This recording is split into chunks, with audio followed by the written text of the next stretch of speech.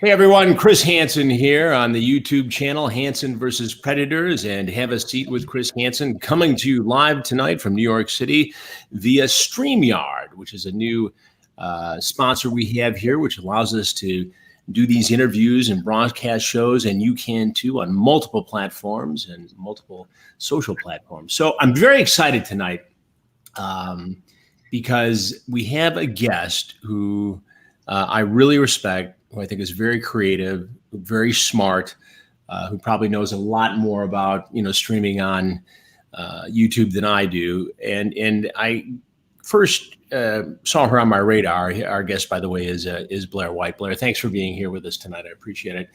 But I first came across Blair. I don't know. I think she had done something on a predator-like subject, and I had done it around the same time, and Twitter was just exploding with, you need to collaborate with Blair White, and you need to do something with her, and she's out there fighting the good fight. And I looked into it, and in fact she is, and she's uniquely qualified and has a very unique perspective on all this, because she is a streamer, she's an opinion leader. She does fight the good fight, goes after predators and calls them out in this world, and happens to be a member of the transgender community, all of which and some other experiences we'll get into as the show goes on, I think gives her a very, very unique perspective on all this, from doxing to the Me Too movement to being victimized both online and in person. And so without further ado, Blair White, thanks for being with us tonight on Hansen versus Predators. Thank you for having me. This is iconic. People have been asking for this for a minute, so this is really exciting. Well, cool. Well, it's great. I think you do a wonderful job, and it's a pleasure to have you here. So let's get into this right away. How did you first become a streamer? What drove you to do this, Blair? I mean, you obviously you have a lot of impact on a lot of people, hundreds of thousands, if not millions, virtually every week on YouTube. How'd you start? I started a couple of years ago. I was in college for computer science at the time, and I just kind of realized that a lot of the opinions that I wanted to express to my peers in school or to my friend group at the time were not the most popular among that crowd and not super well received. So I decided I'll just take to the internet. So I started a channel completely on a whim, completely random. I fully expected maybe 7 people to watch it, 5 of them being my family. And I woke up the next day to like 20,000 views the first video, first day. And I was like, okay, I guess I have something here. And it's only grown and grown since then. And it's my full-time gig now. Why do you think this has resonated with so many people in the streaming community? I think I offer a little bit of a different perspective on trans topics, on political topics, and people are really used to hearing from someone like me. Among the trans community, I'm a bit of a black sheep, so I stand out a little bit. And then, of course, obviously, as of recently, my channel has been completely transformed as far as I've been dipping my toes into the predator hunting type of content, which has gotten me a whole new audience and is why I'm here. And so that's been really crazy as well. Well, let's talk about some of that, because it fascinates me. We've had some guests on the show, and we've had some topics ranging from streamers like Ice Poseidon. There have been allegations about him. He and I have had a dialogue going, probably do something together at some point. Blade, Use Only Me Blade, who, was accused of an incident on an RV trip that was being streamed, and he came out to talk about it, obviously denied all the allegations. But when you talk about the streaming community and YouTube, it is vast and almost ungovernable. And one of the streamers who I see a lot, and I get a lot of people saying, you ought to look into him, you ought to look into him, and somebody you have looked into is this Onision. How did he get on your radar? And there are multiple allegations, no criminal charges, we should be very clear, that he and his partner have groomed underage girls and lured them, sometimes later when they became of age, into inappropriate behavior, some of which might have been streamed. How would you characterize Onision? Yeah, so I first came across Onision, whose real name is Greg, a couple years ago because I actually made a response video to him that was entirely political, had nothing to do with the allegations. I didn't know about the allegations at the time. And then things started further unfolding, and there were just a ton of really creepy allegations. At one time, he was sort of like farming inappropriate photos of underage girls on his website. I made a video about that. And then he kind of fell off my radar. I kind of stopped caring about him because he was just a mess, and I just never expected him to be anything but a mess. But as of recently, there's a lot more serious allegations of him actually moving an underage girl into his home at the age of 15 named Sarah. I actually interviewed her on my channel. And Sarah is 18 now. But basically, he swooped her up out of her bad living situation, had her living with him and his partner, Kai, and basically groomed her. And then the minute she turned 18, they had sex. So obviously that is not explicitly illegal, but it is incredibly predatory and incredibly disturbing. How does someone like that, if the allegations are in fact true, and again, I mean, every day, look into Onision, he's done this, he's done that. I've seen videos indicating, predatory behavior. How does somebody like that keep on going? And it's allowed by YouTube. I genuinely don't know, because I know that YouTube, bans people over far less, gives people strikes over far less. And I think it's especially an issue when, he's explicitly using his sort of, fame is an interesting word. He's a public figure on YouTube, right? But that has an elevated status over his fans. So he's using that sort of elevated status and that power dynamic to lure in underage girls. And I think the real truth that people don't really talk about too often is that a lot of celebrities are like that. I live in Hollywood. It happens a lot here, but I do wish in this particular case that YouTube would stand up on that. Now, I should say that we reached out to Onision Gregory Jackson for his comment, his input, maybe even his appearance on this show or one of my other shows. And he immediately requested $350,000. We don't pay people. We're journalists here, at least on my channel. And then Vincent Nicotra, who is with us tonight, as everybody knows, reached back to him and said, look, we don't do that. But if you're serious about getting your point across or defending yourself against these allegations, we'd love to have you. And then he said back in an email that we better be careful, because if we get into any allegations or talk to you about the allegations, he will sue our shoe. Apparently shoe is supposed to be show, but he said shoe. So that's the extent that we heard from Onision. Did you reply? No, just that, we're here if you want to talk to us, and we're going to do the show that we want to do. Did you, when you took him on, and you really did in a couple of ways, did you get doxxed by some of his fans? Did you get messed around with at all on YouTube or anywhere else on the internet? I was doxxed, but it actually wasn't from Onision. It was actually from a whole different predator, because there's many. Jessica Yaniv, who is, that story, I've only recently stopped covering that because there's only so much I can do, but that story is just the biggest craziness ever. And what is he doing, and what put him on your radar screen? Why go after him? What was he doing? So Jessica Yaniv claims to be trans. I personally... Oh, Jessica Yaniv. Yeah, I'm sorry. Yeah. He or she is the appropriate... I'll be super honest. I say he, because I don't feel like it's really a trans woman. I think that, unfortunately, he has become the living stereotype of sort of claiming to be trans and doing so to be predatory.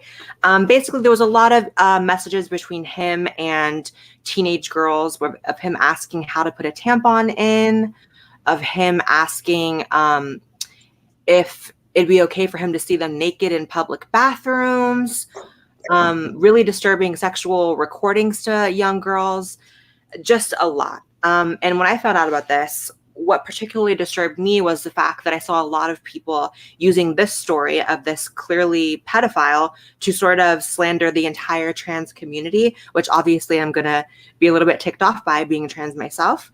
And Right. No, I'm understanding what you're saying. Yeah. yeah, so I made a video about it, and it got a lot of attention, and that sparked a whole mess. I did a debate with Jessica on my channel, which was, it's probably the funniest thing you'll ever watch if you ever watch it. And he pulled out a tampon, he pulled out a taser. It was too much. But after that, he doxed me, which is, for anyone who doesn't know, that is actually publishing someone's personal information, their address, their phone number, etc., online with the intent of them being harmed. And I don't want to be too specific about what I've had to sort of deal with since then, because I don't want to give the people who are doing it to me any power, but there has been a lot of consequences for me personally in my real life with strangers knowing my address. So yeah. When Jessica Yaniv had you doxed, or you were doxed as a result of that show and that investigation, what impact did that have on your personal life? Well, I have an interesting little stalker now who drives by my house every Friday and yells from the street. It's different things. I've dealt with someone showing up to my apartment. Is this a fan of Yaniv's, or is this just some quack who happened to see it online and say, okay, I've got her information now, I'm gonna do this for the sake of doing it?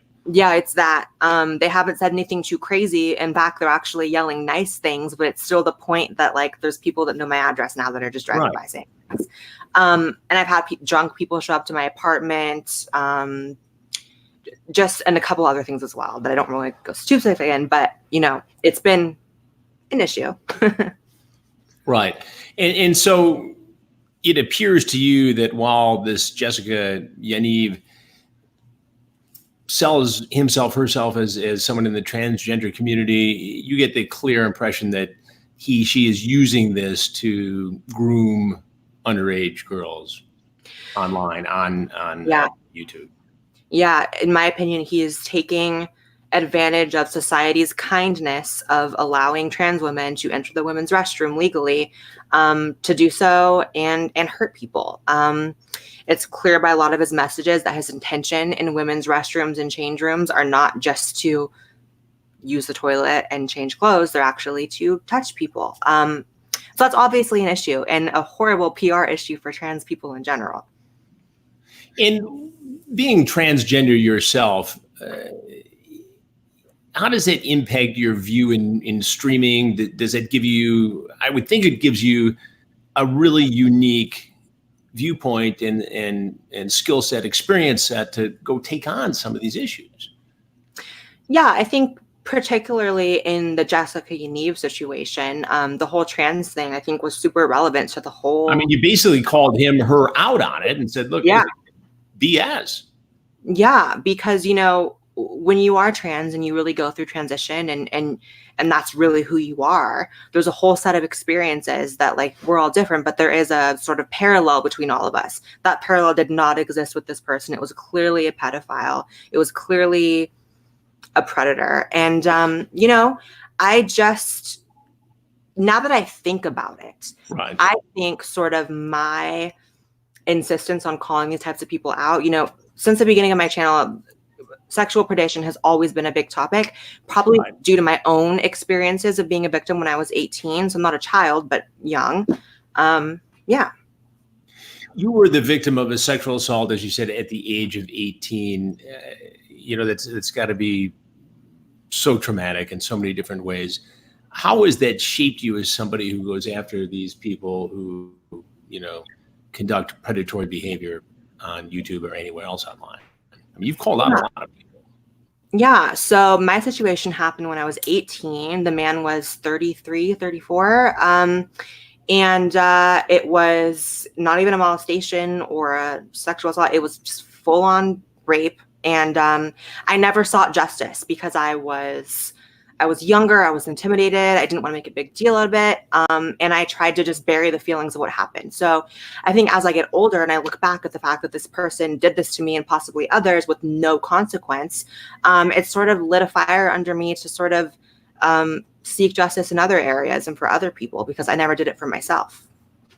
I have just a little bit of understanding in terms of, well, I mean, obviously I've interviewed a lot of sexual assault victims. Nobody can walk in anybody's shoes or say that they understand it unless they've actually experienced it. But I do have a relative who's, transgender. And again, I'm not pretending like I know everything about it, but, I have some compassion for the difficulty of the decision and the process and the fact that there's no one way to do it, and it's very individual specific, so I have a lot of respect for that.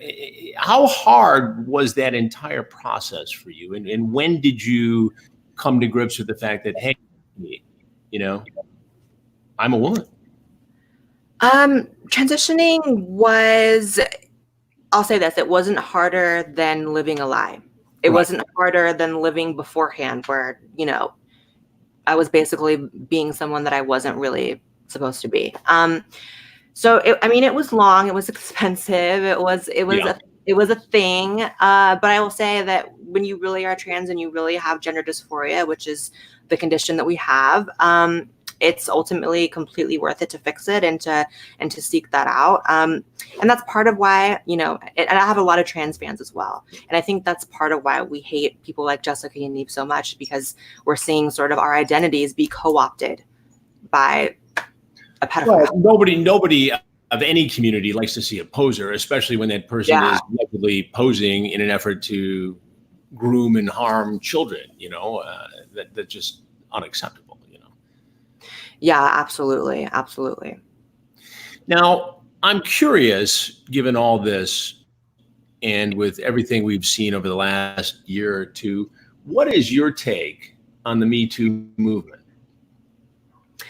My take on the Me Too movement is that I think that any movement sort of exposing rape, especially in the Hollywood world, is a good thing. I think that it also is a double-sided sword, in the sense that I think that sometimes people get a little bit carried away with accusations, and people get a little bit carried away with believing anyone and everyone that comes forward. And I think that can be dangerous. I think a lot of people are walking on eggshells in the workplace and in their personal lives, which isn't great. But I think, ultimately, hopefully, we only see more so the positive results from it, which is, I don't know how familiar you are with sort of, obviously you're very familiar with the entertainment industry. There's a lot of weird power dynamics that go on, right? And so it is a real thing. What about in the streaming community? Do you think there's this sort of sexual misconduct going on? Obviously we see it in the predatory behavior that I've exposed or taken a look at, you've exposed, taken a look at. It seems like there's just so much opportunity, and it's so vastly unregulated. And the discrepancy to me is, they'll go after an honest channel for something that's an oversight, and yet somebody is, doing what, Jessica Yaniv is doing, or what Onision is allegedly doing, and there's no scrutiny whatsoever. What do you say to YouTube about this? And again, look, nobody's trying to infringe on anybody's First Amendment rights. And part of the magic here is of the whole media is that it is a little bit of the wild, wild west, and everybody has access to it, and people can say what they want. And I'll fight for anybody's First Amendment freedoms. But, does YouTube have to crack down? Does this have to be regulated some way? I think, honestly, if there's any channel that I would actually support and enjoy being banned, it is Onision. Let's keep it real. I think that if you're using your channel to prey on underage girls, that's a channel that probably should be banned. What's interesting is that, I've been doing YouTube for a few years now, and you just hear things about other YouTubers and other streamers and other influencers, and it is very much like, sort of the more mainstream celebrity culture, where a lot of these YouTubers, they do have this ego about them in which they can just abuse people and they can use fans, and that's incredibly toxic. There's another accusation going on right now against the Ace family, which is a huge channel on YouTube, and there's two girls coming out and saying that the husband on that channel raped them to the point where they have blood on sheets as pictures and proof. So it's just, I think a lot of people that get into YouTubing and streaming, this is not everyone, this is not a blanket statement, but what I've seen sometimes is that a lot of us were maybe the bullied kids in school, maybe the less popular kids in school. And then later in life, we get this fame and this money and this attention. And a lot of them are just kind of swinging their power around. And it's just really weird. And so it's a culture that lends itself to that sort of predation sometimes. It's sad, though. Hey, Blair, hang with me just 1 second. I neglected to turn off the TV here. Okay. And I think it's distracting a few people. Anyway, sorry about that. I got the lighting and the sound just right, but forgot to turn off the television in the background. So do you think there should be a rating system? Do you think there should be something to in place to more closely monitor this? I think for all the really dumb things that the people who run YouTube care about and the things that they really will come down on people for and give people strikes for. Like having the TV on in the background for copyright strikes. That. They'd be sooner to ban you for that than for grooming underage girls, which is really, really ridiculous. Yeah, there should be probably someone on YouTube making sure that type of thing doesn't happen. But what's crazy is that the Onision stuff specifically is so public and so widely known. Videos about him and his accusations go viral instantly. It's crazy because his channel gets like very low views, but any video about him and his accusations just goes viral. So everyone knows, YouTube knows, but no one's acting on it, which is really weird. This is a constant stream of comments coming through, ban Onision. Who's Kai? Kai. Kai is something on your radar? Kai is his partner. And you can't write this, Chris. You're not even going to believe me, but Kai is also trans. Right, I had read that. Kai is female to male. You can't write this. But is also identified as like everything you can identify as in the past. So who knows if they're really trans or not? I don't know. So ironically, Onision's significant other partner claims to be transgender as well. Yeah. I don't know what world. How do you make this up, Blair? I don't know, Chris. But Kai is actually someone who sometimes flies a little bit under the radar. But some of the stuff that Kai has done, and I'm going to support everyone in the chat who's telling you to make a dedicated video about this because I think you'd make a great video about it. Right. But Kai actually flies on the radar sometimes. There are texts from Kai to underage girls, like naked pictures. Which is very explicitly illegal. So I think people should focus on Kai a little more too. Right. But when you talk about the naked pictures, what do you mean exactly? That she has gotten pictures of other people and put them out there? Or explain what that means. What's happening there? I interviewed the victim, Sarah, who lived with Onision and Kai. Right. And she said that she had routinely texted naked pictures with Kai. So as an underage person to Kai, who's an adult. So, take that for what you will. I mean, that's very illegal. I don't know how people get away with this. I know there are even kids, 16-year-olds who go to jail for texting their 17-year-old boyfriend. Right, which is just a picture. This happens all the time. It's not the intent of the law, but it ends up being one of the results of it. And here we have this, what appears to be a blatant violation of YouTube standards. Yeah. I mean, I'm a little blown away by the fact that nobody is even taking a look at this thing at YouTube. I mean, I guess I don't know for sure. Maybe there is an investigation, but it seems like there should be, right? I don't know. I think as long as actual charges are absent from this story, then I guess YouTube's not going to act. Who watches something like that? I mean, does Onision have a lot of followers? Are people just, in for the creep show? He has a lot of followers, but they're a lot from way back in the day because he's been on YouTube for a long time. So really no one watches him anymore, but there's still people technically subscribed to him. Got it. All right, let's Blair, as you can probably imagine, there are a lot of people who are watching us tonight and have questions. Vincent, I know you've been monitoring some of the questions coming in and comments. Give us a sampling of what we're seeing so far. Blair, we have Lucidia who wants to know about Onision And how far are you into looking into his behavior, and are you going to bring it up to YouTube's attention? I will admit I haven't tried to reach out directly to YouTube. I don't really know how to do that. YouTube is very evasive of its creators unless you have like 20 million subscribers probably. But that probably is an avenue I should undergo. So honestly, I will try to do that actually. So here's something interesting. I was going through some research today at Blair. In 2016, you supported Donald Trump for president. Yeah. He has not necessarily been embraced by the transgender community as someone who's supported that community back. How do you square that? And why does that fascinate me anyway? I don't know. It fascinates a lot of people. What's interesting is that there actually is a larger chunk of the LGBT community that people don't really talk about that actually are right wing, about 25%, so a fourth. It's just less talked about, I guess. So I am a registered Republican. I voted Trump because I didn't feel comfortable voting for Hillary. I am someone who I've always said that I support values, and so I like a lot of the things Trump has done. I don't like a lot of things. Me and Vincent and I were talking about the vape thing. We were both pretty upset about the vape thing and how we, right, did all that. But you're upset. I have to listen to that gurgling in the background every time I talk to him. No, you have to stop vaping. Sounds like I can't get my flavored vapes anymore. I know. Be quiet. Don't vape on the show.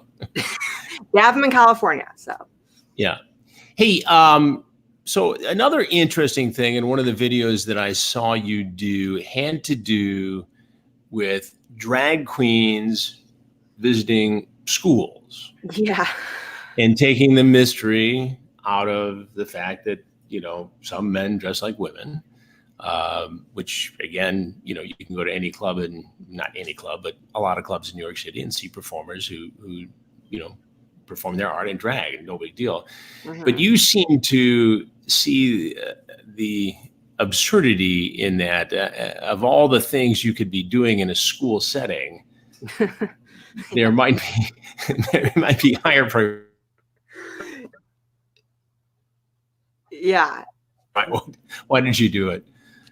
So I did a video about a specific sort of drag queen who actually was convicted and jailed for child molestation, but somehow slipped through the cracks and was hired by a school to come read and hang out with the children, which just blows my mind. And I think— Wait. This person was, look, take the drag queen part of it away.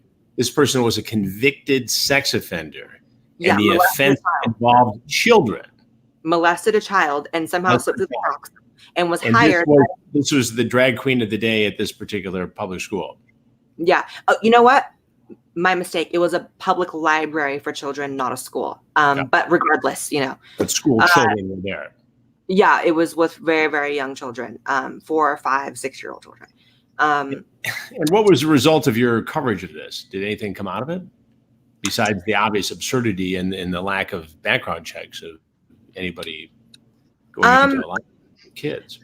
Yeah. So that person is not— they kicked that person out and they apologized and all this stuff. For me, it's more so about raising awareness that these people are out there, because unfortunately, you have a very long and amazing career, by the way, of hunting these predators. And I think you know better than anyone that a lot of times these people don't actually end up facing consequences. And it's really frustrating. So that person, didn't face any consequences from it, just other than losing the job. But yeah, for me, it's just about, I think that whole situation sort of spoke to the fact that I think a lot of people they think it's like the hip and really cool and super, progressive thing to like hire drag queens in schools, and, on the face, okay. But I think sometimes we overlook certain things for the sake of being super ultra progressive. And that was an instance of that. Do you consider yourself an influencer? The word is very interesting. The word is it sounds a little conceited, but I guess in all technicality, I do influence people, online. And what do you think the most important influence has been that you have had on people on the 700,000 people who subscribe to your YouTube channel and hundreds of thousands of more potentially who listen to what you have to say on a regular basis? Oh man, I guess we'd have to ask them, right? But I know that something that a lot of people message me and tell me I help them with is, being able to come out as trans or gay or whatever, which is always I love to hear that. That makes me feel good. Right. A lot of rape victims reach out due to my videos on that, and they say that I've helped them. And also people just, I guess, saying that I give them the strength to sort of state their less than popular opinions, because I often do that on my channel as well. Yeah, those things. It was interesting on CBS Sunday Morning this past Sunday. They did a piece on, teens coping with the struggle to figure out, how to come out transgender. And they had done the piece some months before. They came back to do a follow-up with the kids, actually some years before, and to check on where the kids were today. And universally, and without exception, the kids will say that there was a time when they really, really seriously committed suicide. And those who did not, who overcame that depression, attribute it to the fact that they were surrounded by loving and supportive family members, their mom, their dad, brothers and sisters. And that is what ultimately pulled them through and made them, a comfortable human being with themselves. Yeah. And I think, even if you remove the trans aspect from it, I think that is something that's just vital for all of us, just having support around us, right? And I think, unfortunately, a lot of, young trans people don't have that. I was very lucky in the sense that, for the most part, my family is accepting, and I was born into an accepting area and all of that. Right. But not everyone has that. So, I do hope that my channel I can be with those kids who aren't accepted. You can just turn my videos on and I'm there, When did you think that maybe you were born in the wrong initial body originally? So I remember feeling gender dysphoria as early as maybe kindergarten, probably preschool. Yeah. And it sort of intensified as I got older, because obviously you start developing more like your birth sex, which is what makes you feel uncomfortable in the first place. But then when I hit around 19, 20, that's when I really realized that I have to do something about this, because I don't want to end up like one of those people that is seriously contemplating suicide. I never have, but I knew that Right.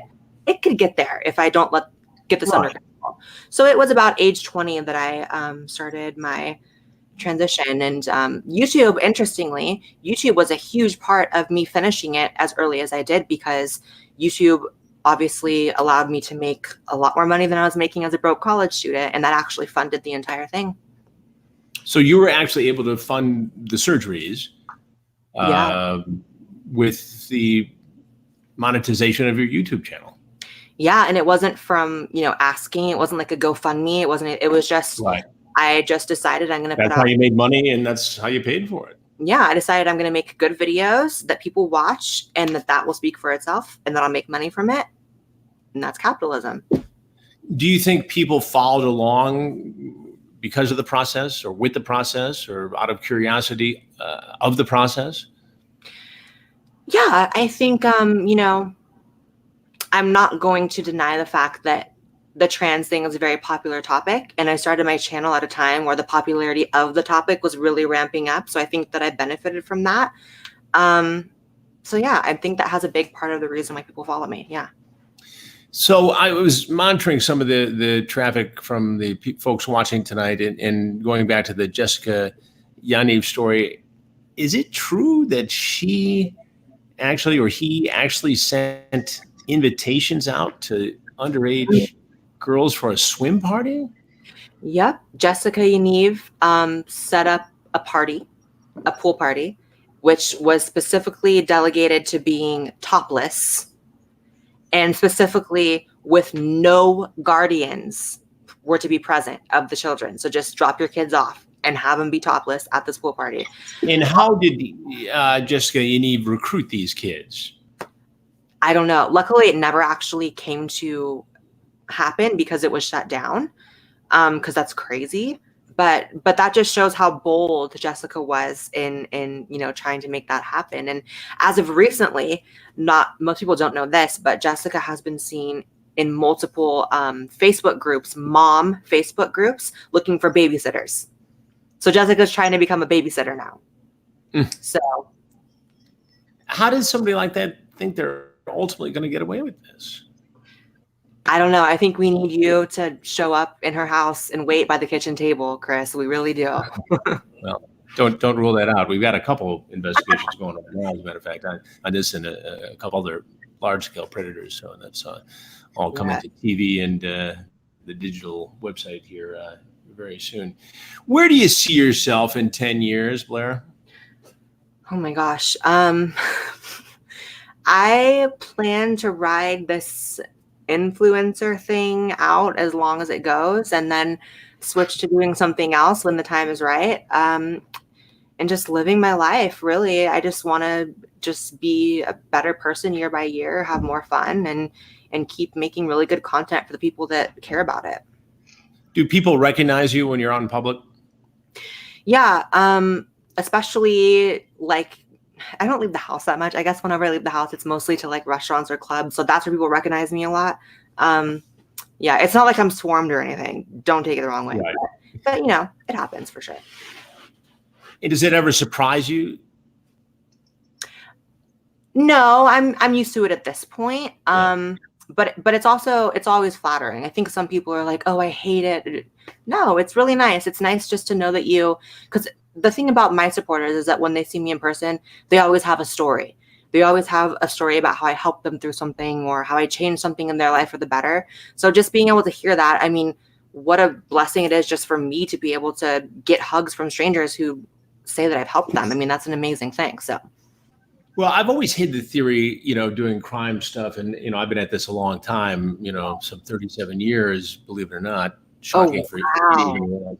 But my theory has been, if you can get into the mind of a criminal and really be genuinely curious, people always ask, why do predators talk to me in these investigations? Well, because I really want to know what brought them to this situation. So if you can get into the mind of a predator like that and then hear the voice of a victim, I think you can prevent other people from becoming victims. And I think that's what a conversation like this between you and me can do. And if you enlighten, educate, and create a dialogue that didn't exist before, then, hey, we've done our jobs here. And I know I'm more of a old school journalist than you are. I'm not taking anything away from what you do. You're in some ways arguably more relevant in this world than I am. I get that.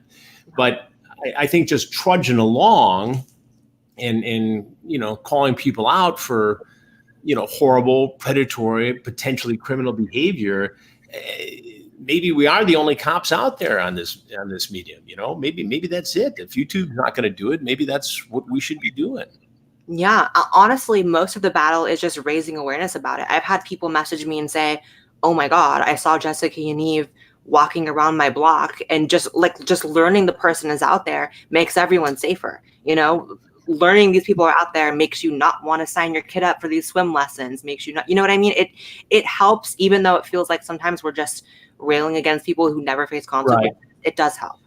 But I also wonder, honestly, and I'm just being brutally honest here, I think some of these people, and I think, Blade and Ice Poseidon to a certain extent,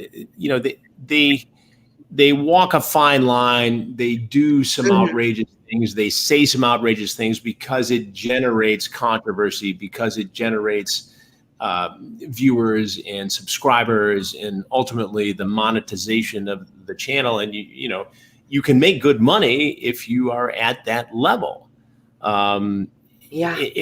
And so I wonder how much is hype, how much of it is, like being Howard Stern 30 years ago when he was a shock jock and it blew everybody away. And it was like, oh my God, you can't, this is outrageous. And then, he evolves into probably one of the best interviewers on radio in America today. And while pushing the envelope, still much more mainstream than, when the word shock jock or the phrase shock jock was first coined. Yeah. So again, and I'll fight for anybody's First Amendment, even if I don't agree with what they say, but predatory behavior is predatory behavior. Inviting underage kids to a topless swim party is bad and should be stopped. There's no question.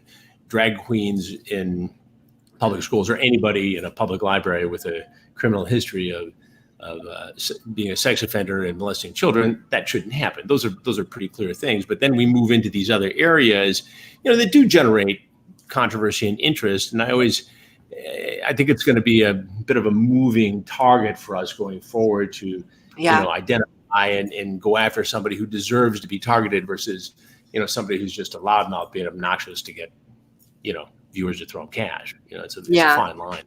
I think what's interesting is that, like you said, controversy is monetizable and it is profitable. Oh yeah, I mean, I get it. I made a fine living being a crime reporter. Yeah, understand it. People don't do stuff for free. Maybe, in some aspects. I mean, I do some stuff for free, but I mean, we're all out here trying to make a living. So this has been absolutely fascinating, Blair. But I want to go over to Vincent for a second here. And you've been coming up with any interesting questions from the folks out there tonight, Vince? Superfan Nina Campagno.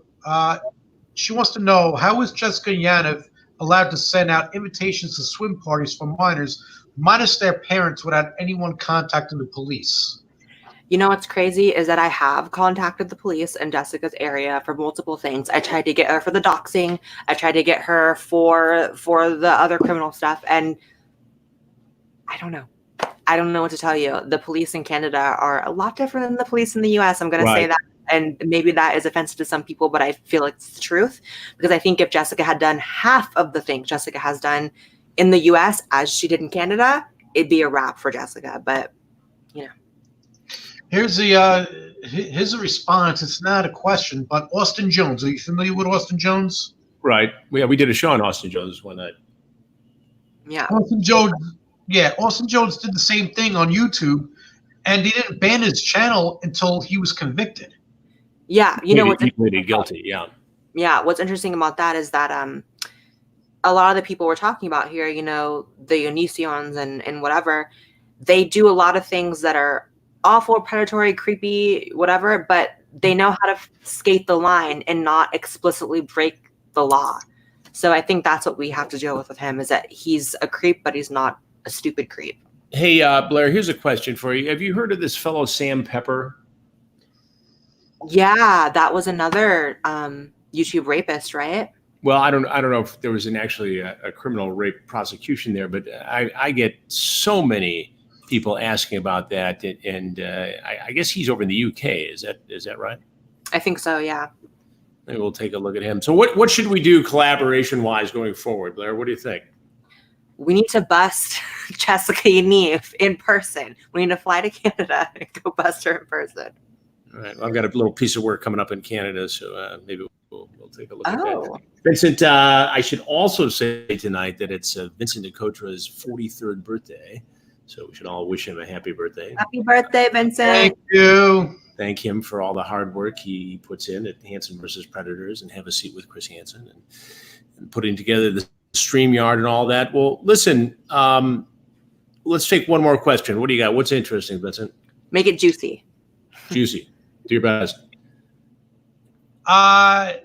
Jay Nice wants to know where the hottest club is in New York City. Oh, I don't know. Me? I got news for you. My hot club days have come and gone a long time ago. You don't hit the clubs anymore, Chris? I can tell you where to get good Italian and virtually any cuisine you want to know about. Clubs, maybe my 28-year-old son who lives in Brooklyn could tell you more about that. I'll ask him and report back on. Maybe the collab can be us going out to the clubs. That can be a collab too. That'll be a scene. You think that'll make page 6 in the Post? Probably. We'll all be in trouble. Well, all right, listen. Well, I got one more. Okay, go ahead, Vince. This is a pure opinion, Blair. Okay. Do you believe that Onision and Kai will be deplatformed? I think if there's ever a conviction, then yes. If not, probably not. So there's got to be a conviction. I mean, we're out there, dealing with issues every week that, seem inane in some respects. Yet, here's a couple doing this online, and you think it would take actual criminal charges before they'd be deplatformed on YouTube? I think so. I mean, just based on the past with the Austin Jones or whatever, that's what happened with him. So Right. All right. Well, listen, Blair White, it's been an absolute pleasure to have you on the show. You're great. You're smart. You're all that good stuff. And let's collaborate on something again. And I'd love to have you anytime. Please stay in touch. And thank you. Have a wonderful evening out on the West Coast. And I will speak to you soon. Okay. Absolutely. Thank you so much for having me. Wonderful. Vincent Dakota, thank you as always, and have a very happy birthday. Eat some good Italian food tonight. And I want to thank you all for tuning in tonight. I appreciate it. We've got so much going on. I don't even have time to get into it between TV and digital and all kinds of cool stuff. Some podcast meetings this week that are very, very interesting and all in the crime space. And I want to remind you that our sponsor, StreamYard.com, you can check it out, is the platform we use to put this show out, and you can do it too, whether it's live interviews or more of a production-based show. It's all there, and you get to broadcast on multiple platforms at the same time, which is what we are now doing here on Facebook and a lot of different places. So we're gonna ramp it up. We're gonna soon have the ability to roll videotape and have a set. I should also, I guess, should I, Vincent, tease that we've talked to Ice and he may come on the show maybe next week? We don't know. Sounds, as I always say in some of my lines, very suspicious, very predator-like, but we'll keep an eye out. All right, everybody, from New York City, Hansen versus Predators signing off. Have a pleasant, peaceful evening. I've got chili on the stove, and I'm going to dive into it and do it now. Blair, thanks again. Vincent, thank you, and we'll see you next week and on the TV. Bye. Good night, everyone. Bye.